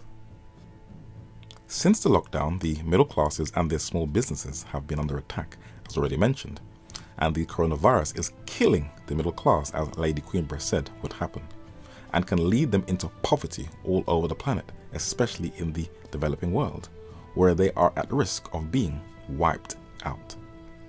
In 2011, Africa's middle class tripled to 310 million within 30 years. But the coronavirus is battering Africa's growing middle class. And in Asia also, COVID has smashed Indian middle class dreams. While this may look like it came as a result of the lockdown only, those who look into things a little deeper have always known that the middle class has been getting smaller and smaller, generation by generation. According to the Enterprise Research Centre, in the UK, in Northern Europe, 61,472 limited companies folded between the start of March and mid-April 2020. But this was also as a result of the uncertainty of Brexit. It was reported in August 2020 that in Kuwait, in Western Asia, they are running out of money to pay public salaries, and they will not be able to pay salaries beyond October. That's deep. In Japan, in East Asia, that has the world's third largest economy, the GPIF, the world's largest pension fund, had a quarterly loss of $165 billion during the lockdown, and it has suffered its biggest economic slump on record. But worst is yet to come, according to the Japan Times. This woman was spot on. Lady Queenborough continues. 3 factors can help from being completely destroyed by the combined forces of that underworld. Number 1, a flawless life. Number 2, independent means. And number 3, and real friends. Though the narrator chooses to be a loner and enjoys it, he still takes an opportunity to spend time in the beauty of nature in the British Isles with friends. When you are in nature, it is an escape from the miserable faces in the cities, and it helps you to appreciate the little that you have and the simple things in life that also includes friendship. Lady Queenborough continues. The international press is the medium that is used to control public opinion. They create a dangerous negative state of mind as opposed to the Christian or positive. The individual, when robbed of his initiative, can easily be swayed and guided by the will of others. Therein resides the power of hypnotism, and in this lies the shibboleth of toleration, which in fact paralyzes opposition to evil, serves an esoteric purpose suspected by few. Lady Queenborough showed how the media shapes how we look at the world, and the exact method used to initiate people into secret societies is the same way this generation is also being slowly initiated into the unquestionable groupthink globalization mentality, where we cannot challenge anything, But we must be tolerant of all beliefs so we don't hurt the feelings and fragility of this spineless generation. The Pentagon wants more control over the news. That's fascism. The Ministry of Defence in the UK is blacklisting journalists who report on the UK military. Jewish-American academic Norman Finkelstein has been deported and banned for criticising Israel. And scientists say you cannot do your own research. You must follow the same line of thinking. And what will happen if you question the main westernized colonial narrative in news reporting?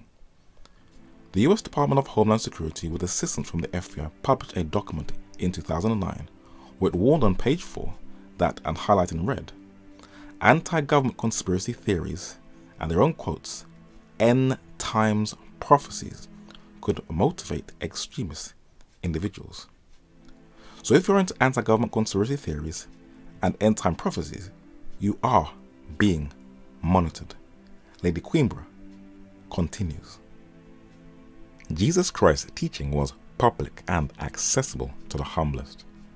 Himself, the bearer of that light which he taught, was not to be taught in man's earthly nature, but was to be sought from without. No purer and simpler doctrine, no greater knowledge of the communion possible between God and man has ever been given. Therein is Christ's teaching diametrically opposed to that of the high adepts, whose secret doctrine was that, and highlighted in red, man had divinity in himself, and could bring it out by exercise of will, by concentration of thought and scientific, psychic development. What do the most influential past and present shows teach their global audience? I am unlike other men. The laws of convention and morality do not apply to me. Power, power, speak a little louder. If there was a pill Hungry for that money, I'm coming to devour. that could give you 5 minutes Spit it so they get it. I'm embedded with the power. of pure power, I'm embedded with the power. would you take it? Welcome to Project Power. Our goal is simple: the next evolution of the human species. Faith. Not in any gods. Not in myths and legends. In myself. Ever since man was sold the first lie that he can become a god, what was once restricted to the guarded rooms of secret societies only is now being taught today without restraints to the public, where he or she can exercise the divinity within. There is a definite increase in an online training school via entertainment to the most watched and influential shows to train this current generation into the idea that they can become gods.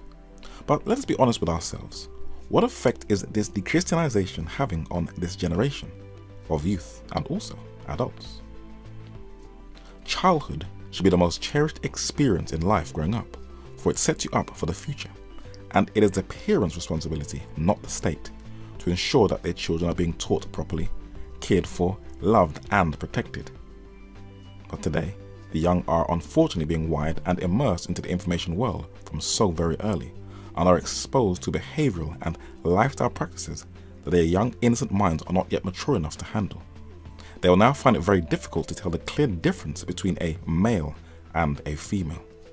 And the traditional marriage between a male and a female will be undermined, and if they question it or have any resistance to it, like the initiates in the secret societies, their independent views will be crushed from very, very early. In the UK in 1998, the British government decided to abolish Christian prayers in the schools, and over 20 years later, British children are now the most unhappiest children in the world, where they are unhappy, unloved and out of control. The children in the United States are not that far off either. As they brag of their de-Christianization, sadly, a lot has to do with the deep hypocrisy and corruption within the churches. To counter it, they have fallen into a trap. Studies have shown that this generation is stressed, depressed and exam obsessed. Their paganism has not done much for their well-being, for they are living a life of deep emptiness, where that spiritual vacuum is very, very empty, nothing to hold on to in times of crisis. There is also a very high suicide rate among the young all over the world, and for the first time, African American youth are leading out in suicide deaths due to the killings and the socio-economic conditions in the country. It is also happening at alarming rates in the continent of Asia. One man knew and saw its destructive effects, and when interviewed in a July 2008 edition of The Source magazine, he said that if you just look at the generation of kids now, they're not afraid of their parents. They're not afraid of the authorities. They're not afraid of the prisons. They're not afraid of death. They welcome death. They're not afraid of God. We're the very messed up generation being taught to conform to the state without question, and with the dechristianization of their thinking, this generation will not have the deep moral resistance to withstand any opposition, for they're being carefully socially engineered for what is to come in the not too distant future by being trained in the paganism of the past. In the Louvre Museum in Paris, France, there is a statue of a deity that was once worshipped in the Middle East in the place of God.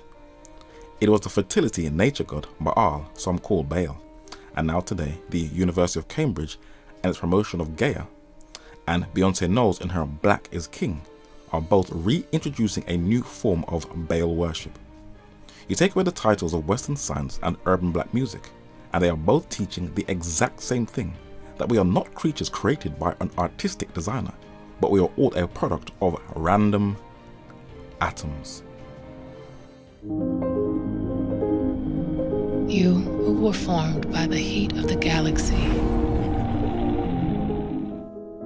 Stars explode into life, then explode in death. We are all produced from the hearts of these dying stars. L'inizio del mondo non è opera del caos che deve a un altro la sua origine, ma deriva direttamente da un principio supremo che crea per amore. Il Big Bang, che oggi si pone all'origine del mondo, non contraddice l'intervento creatore divino, ma lo esige. L'evoluzione nella natura non contrasta con la nozione di creazione, perché l'evoluzione presuppone la creazione degli esseri che si evolvono. All roads will lead to Rome, and the ancient pagan belief that we are just a product of random jumbled atoms was cleverly reintroduced and incorporated into modern-day cosmology in 1927 by Georges Lemaître, a Jesuit-educated Belgian Roman Catholic astronomer priest, who has recently been officially credited in 2018 as the father of the Big Bang Theory, the dominant worldview in astronomical cosmology, the belief that the universe is expanding and it came about as a result of a big explosion. Where did the explosion come from? Nobody bothers to answer. But since the Second World War, no other institution on the entire earth has been as zealously pushing for a global government, a new world order, a totalitarian governed planet like the papacy, where she has cleverly disguised her true aims with the language of peace. She has been consistent and will not stop until she regains complete supremacy, and she says that once everything is set up and in place, she will regain control. Malachi Martin said, "What captures the unwavering attention of the secular leaders in the world in this remarkable network of the Roman Catholic Church is precisely the fact that it places at the personal disposal of the Pope a supranational, supercontinental, super trade bloc structure that is so built and oriented that if tomorrow or next week by a sudden miracle a one world government were established, the Church would not have to undergo any essential structural change in order to retain its dominant position and to further its global aims." The US presidential election is the most watched political drama on earth, and whether you are into politics or not, the decisions that are made in the corridors of power in America affects every single one of us all around the world. How will she influence the most powerful nation on earth? John Hughes, the Roman Catholic Archbishop of the Diocese of New York, said 2 centuries ago in 1850 that the Catholic vote will determine who will become the President, the Commander-in-Chief of the United States.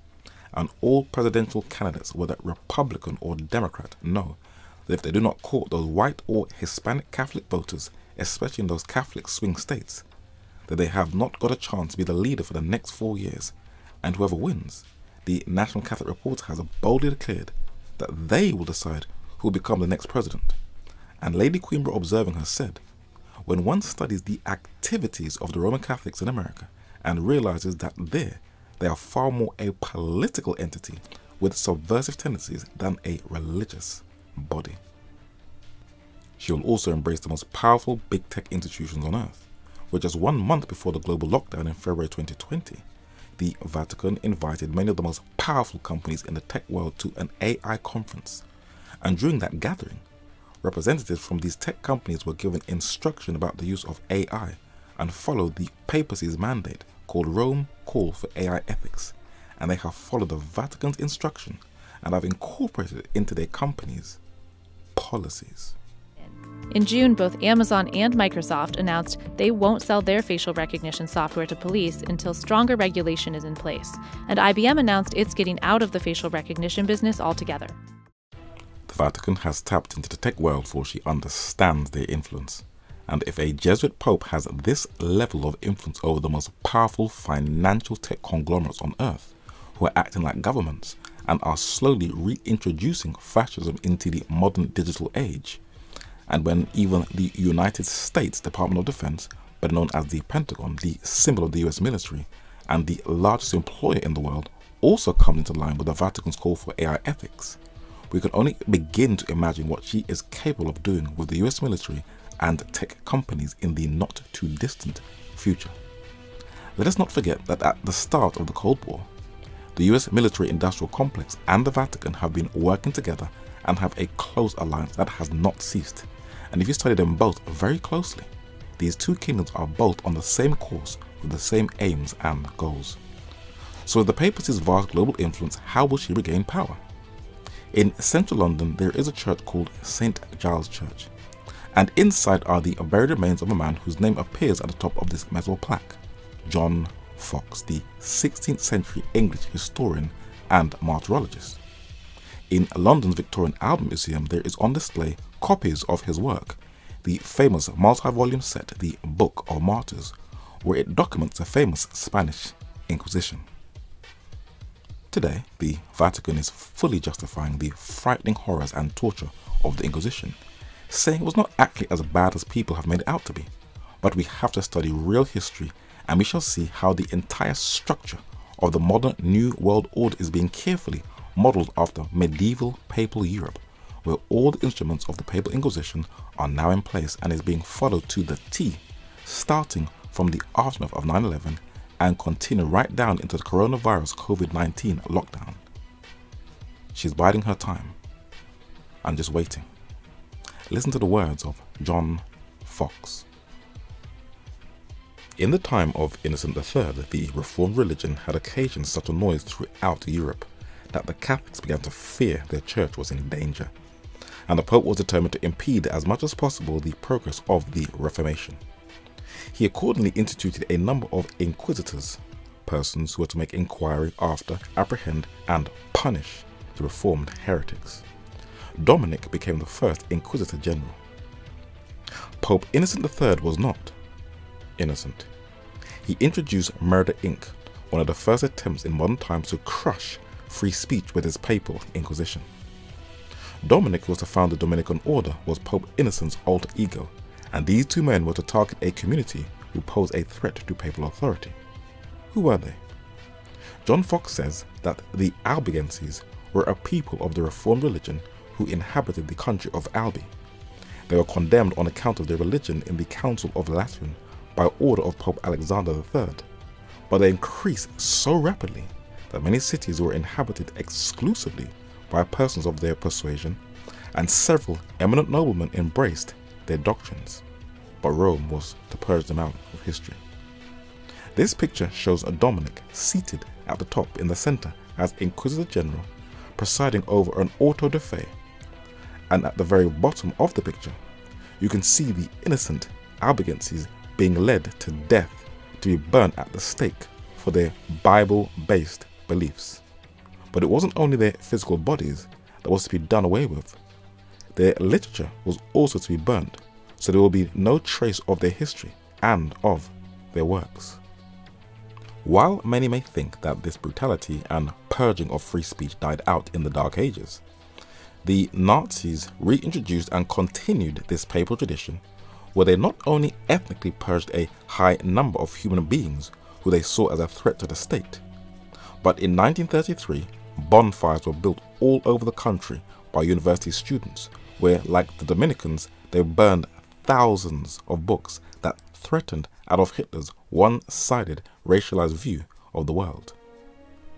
Today, they do not purge innocent individuals, well, depending on where you live in the world, but the modern-day cancel culture is silencing voices who they do not like or find as a threat if they have a level of influence. And the modern tech world is slowly purging out free speech from digital platforms. They have banned foreign TV channels who give an alternative view like Press TV. Facebook is colluding with state governments to quash free speech. And many are beginning to see that the more power big tech has, it is silencing voices who pose a threat. And during the lockdown, media companies are carefully monitoring influential YouTubers. And the policy of the Papal Inquisition to crush free speech is slowly regaining control. We all think the free market's great. We think competition's great. We love the fact that these are American companies. But what's not great is censoring people, censoring conservatives, and trying to impact elections. So this guy has more than 180,000 people who follow him. He just actually posted a video where he's drawing any potential coronavirus vaccine into other debunked theories about vaccines. Coronavirus equals planned depopulation, is what another fan says. I mean, this could be really dangerous. There's a flow of misinformation online about the virus, and health officials are mounting a concerted effort to combat it. They're calling it an infodemic. Claims from former employees that Facebook hides conservative content from the trending section were backed up by a detailed study.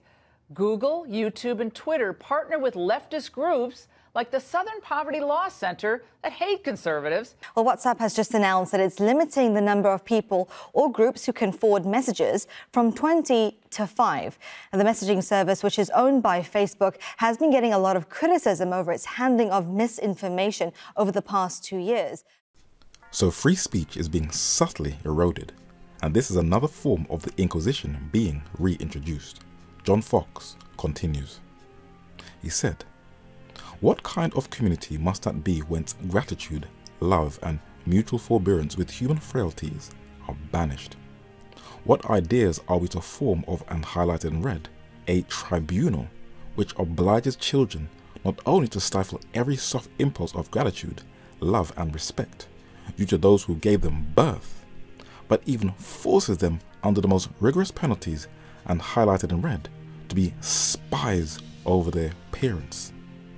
Is it possible that this can happen over again?" Are you CIA? How'd you get in here? Oh, okay, she has a camera. She might be streaming. I want you to teach me how to be a spy. Just to be clear, this is a one-time arrangement. Never again. Hello, children. I am a spy. Attention, spy kids. Get the necklace back. When time stops, Fire up your gadgets. They're not activated. the adventure begins. Spy Kids, all the time in the world. Though people think Hollywood is solely just entertainment, it does have some underlying truths in its messages. In the year 2019, information was leaked that the British intelligence does actually use children as undercover spies. This has created quite a bit of a problem, for it does put vulnerable children's lives at risk. But like the days of the Inquisition, these child spies have also been used to infiltrate into families. History does repeat itself. John Fox continues. They, the Inquisitors, were permitted to excommunicate or sentence to death whom they thought proper, and please look at the words underlined and highlighted in red, upon the slightest information of heresy. For suspicion alone is deemed a cause of condemnation. Do you think that this system can be reintroduced all over again?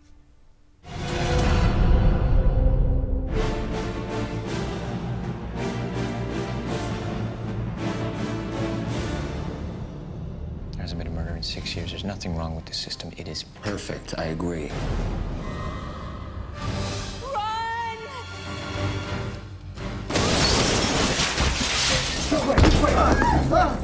Look at me. Positive for Howard Marks. I'm placing you under arrest for the future murder of Sarah Marks and Donald Dubin that was take place today, April 22nd, at 0800 hours and 4 minutes. No.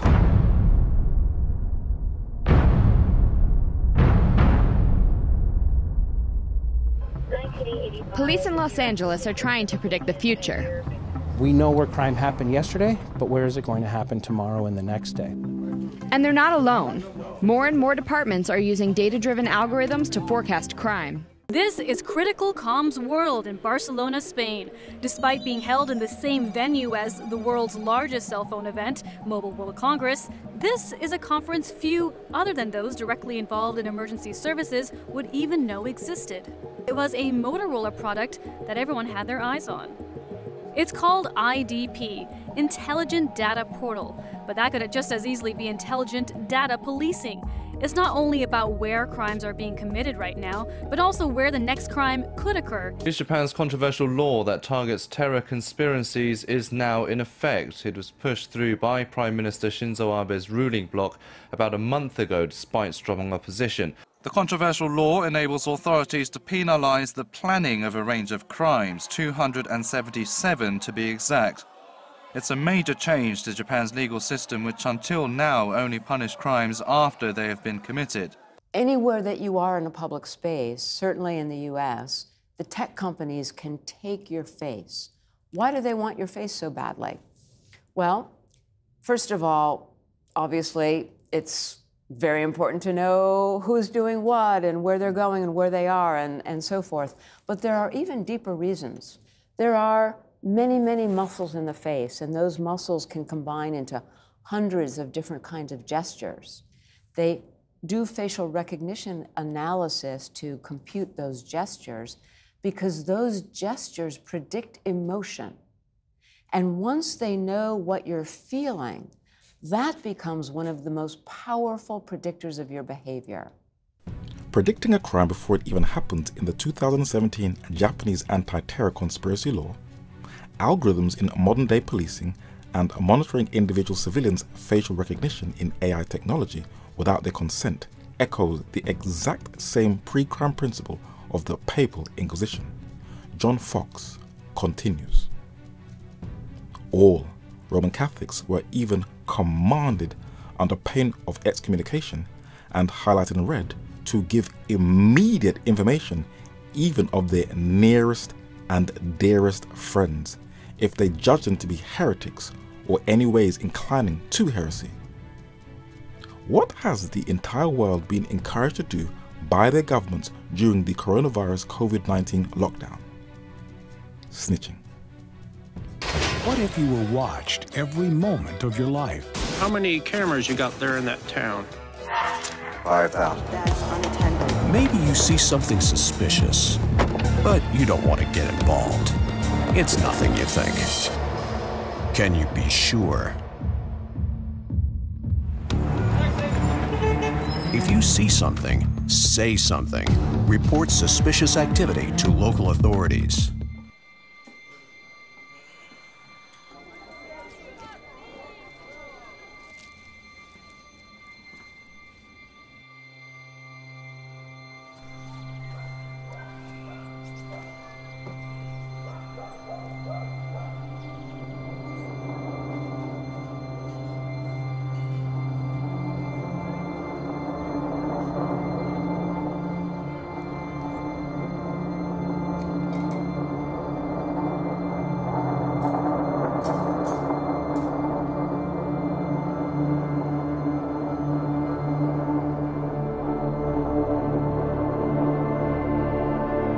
This summer, Ring partnered with the Fort Lauderdale Police Department for a pilot program. The idea, donate a few Ring cameras to some communities, but more importantly, start using something called the Neighbors app. Your neighbors can be notified instantly as well. The network of information sharing and neighbors being on alert is reminiscent of the Neighborhood Crime Watch, a movement that has faded away.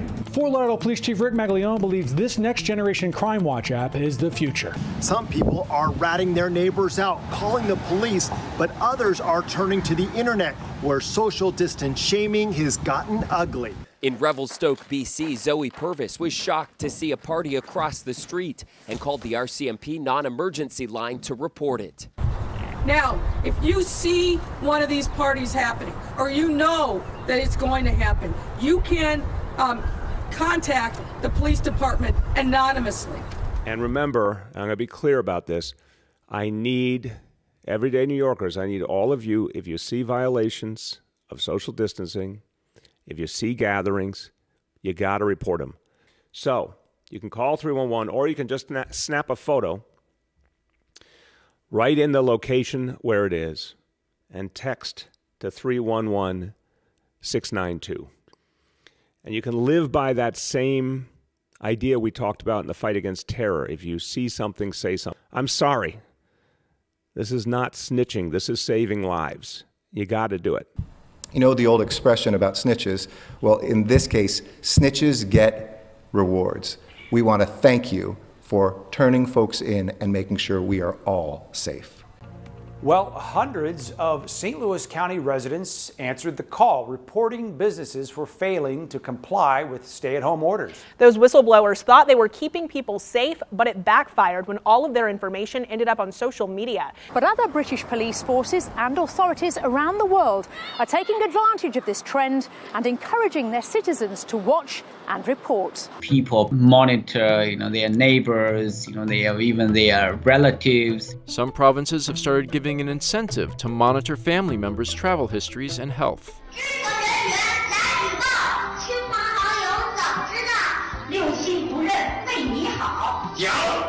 In Sichuan province in western China, snitching can snag you as much as 5,000 yuan.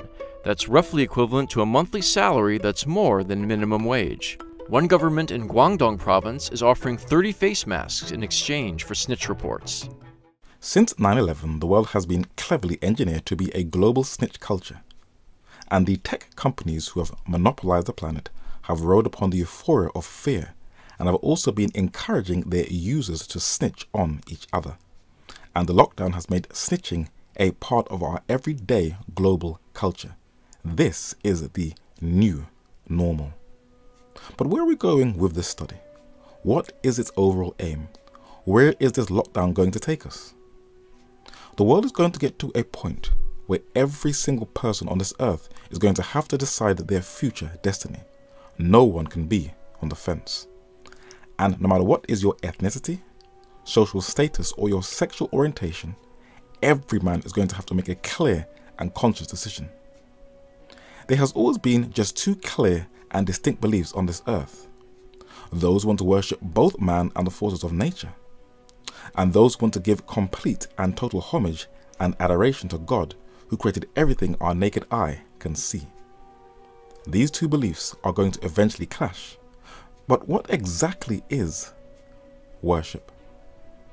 A prolific writer gives a very thorough and detailed description, and Dr. James Aiken Wiley says that worship, it is true, is a spiritual thing. We are creatures of sense. We naturally seek to express our feelings through sensible signs.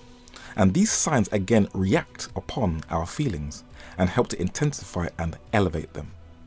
Love is the soul of worship. But worship is not meant for the profit of only the man who offers it.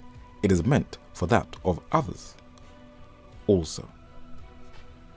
As scientists closely study the human brain and how the cerebral cortex works, they have discovered that, as Wiley said, man is a creature who was created to worship. It is who or what he worships that creates a conflict. The Holy Scriptures not only defines what worship is, but also prophetically forewarns both the church and the world of the two clear and distinct groups that will be on this earth. Jesus in Matthew chapter 4 and verse 10 describes worship as to serve, and in this context it means to serve God. In 1 Kings chapter 16 and verse 31, the word worship is also defined as a means to serve, and in this concept it is the worship of the nature fertility deity Baal or Baal. So this is the biblical definition of worship. You either worship or serve God or worship nature and man. In Genesis chapter 4 verses 6 and 7, God has always given man free will to choose who or what he wants to serve. And in Romans chapter 6 and verse 16, it repeats that whatever we choose to serve or become a servant to, that is what we will allow to become a master over us, and they both come with a price. But in Revelation chapter 14 and verse 7 and verse 9, It outlines two different forms of worship that will eventually distinguish the inhabitants of the earth at the very end. Those who honor and worship God as creator, and those who worship the beast and his image. But how will they clearly be distinguished? The English word name is a translation of the Greek word onoma, which means character. And Revelation chapter 14 and verse 1 describes those who have Yahweh, God the Father's name or character, written in their foreheads, their mind. And Revelation chapter 14 and verse 11 describes those who have the image or name or character of the beast. The words image and name are used interchangeably. So how do these two groups acquire this name or image? Romans chapter 1 and verse 23 says that when you change the glory of the uncorruptible God by rejecting him, you will make an image like to a corruptible man. That is when you follow your own heart. So how can you be restored back into the image of God? 2 Corinthians chapter 3 and verse 18 says, by beholding, that is daily analyzation and self-denial, consistent Bible study and daily prayer, we are changed into the same image. How often? From glory to glory. The Cain and Abel scenario will be repeated over again, and the final issue on this earth will be over your character. As there is no reversing the trend of this lockdown, as we reflect and ponder on our future destiny, let us make sure that we choose the right name. Now, I know this was a lot of information to take in. I know there was a lot of data. But where do we go from here? We've seen all the things taking place in this world and we see where everything is going. What can we offer people? Well, in the next study, it is going to be dealing with the new heaven and the new earth, and it will be titled Ur of the Chaldees, Part 2. I'll give you a 6-minute insight what it's going to be about, but in the meantime, please research everything you have seen in this study. For since the beginning of the world, men have not heard nor perceived by the ear, neither hath eye seen, O God, beside thee, what he hath prepared for him that waiteth for him. It is very difficult, or you could say practically impossible, for our finite minds to even imagine living in a complete new environment where there is peace and harmony in all the surrounding space. Imagine drinking pure, uncontaminated, crystal clear water that proceeds from God's throne. No rainbows to remind us about a global flood. Imagine living in a brand new world where there is no night at all. Strange, isn't it? It is a promise that just does not fit into our reality, even though we are told that our mortal bodies will become immortal. Some scientists say that Jupiter's gravity protects us against comets and asteroids. But in the new Earth, it is very highly unlikely that we will be invaded by a cluster of asteroids in a brand new heaven and in a brand new Earth. Imagine living in a world with no fears of hurricanes or typhoons. We don't need to worry about that, for we are told that there will be no more huge oceans to divide us.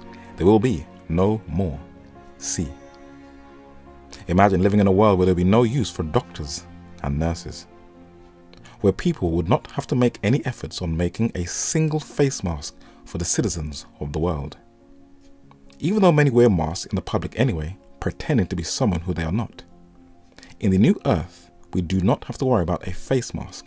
There will be no more viruses, for the atmosphere will be pure.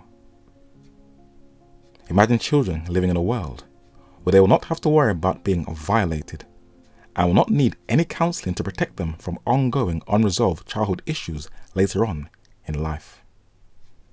It will be a world where man will be going back to his original natural plant-based diet of the herb-bearing seed, where the creatures of the ocean can swim about freely and do not have to worry about being the meal for a predator or end up under the kitchen knife of a household chef that provides a meal for a family. A world where antelopes do not have to worry about being on their guard and on the lookout for fear of becoming an afternoon meal for a pack of wild, carnivorous lions. In the earth made new, all creatures will live in perfect harmony with each other like they once did. This may be absurd to many people who have a natural selection worldview. They will laugh you to scorn. You may want to know why. Alligators and crocodiles are flesh-eating reptiles who navigate the waters for their prey, who devour its catch with their razor-like teeth. When you compare the skull of a modern croc with its earliest forebears, over thousands of years it has amazingly shrunk. It is hard to believe that these carnivorous creatures were once herbivores roaming this earth. But when scientists study their teeth with close observation, they have recently discovered that the earliest crocs and alligators were originally herbivores. They had a diet of plants. This may be shocking to many, but if you just read Genesis chapter 1 and verse 30, scientists are only confirming what God already said in the beginning. Can you imagine both man and beast having absolutely no fear of snakes? Where the dust shall be the snake's food, according to the prophet Isaiah. And God will probably restore it back to how it was originally. Maybe it had wings and legs before it was cursed to crawl on its belly. In the new heaven and the new earth, God himself shall wipe away all of our tears. Whether it be tears of sorrow for losing lost ones or for tears of joy, the narrator can't say. But this pilgrimage to the heavenly Canaan has very deep roots. When the patriarch Abraham migrated out of Ur of the Chaldees to be the spiritual father of many different nations around the world through Christ, what were his true underlying motives for leaving that city? Hebrews chapter 11 verses 8, 9 and 10 says, "By faith Abraham, when he was called to go out into a place which he should after receive for an inheritance, obeyed. And he went out, not knowing whither he went. By faith he sojourned in the land of promise, as in a strange country, dwelling in tabernacles with Isaac and Jacob, the heirs with him of the same promise. For he looked for a city which hath foundations, whose builder and maker is God." Where is that city? "But ye are come unto Mount Zion, and unto the city of the living God, the heavenly Jerusalem, and to an innumerable company of angels," according to Hebrews chapter 12 and verse 22. And Revelation chapter 21 verses 1 and 2 says, "And I saw a new heaven and a new earth, for the first heaven and the first earth were passed away, and there was no more sea. And I, John, saw the holy city, New Jerusalem, coming down from God out of heaven, prepared as a bride adorned for her husband." This is what Abraham was looking forward to. And Nehemiah chapter 9 says that when he left Ur of the Chaldees, his name changed. And those who spiritually come out of the last world system will also be given a brand new name by God in Revelation chapter 2 and verse 17. Let us hold on to the eternal promises so we can secure our place in our new home, and don't let no man take your crown. This will be what we will be covering in Ur of the Chaldees, part 2.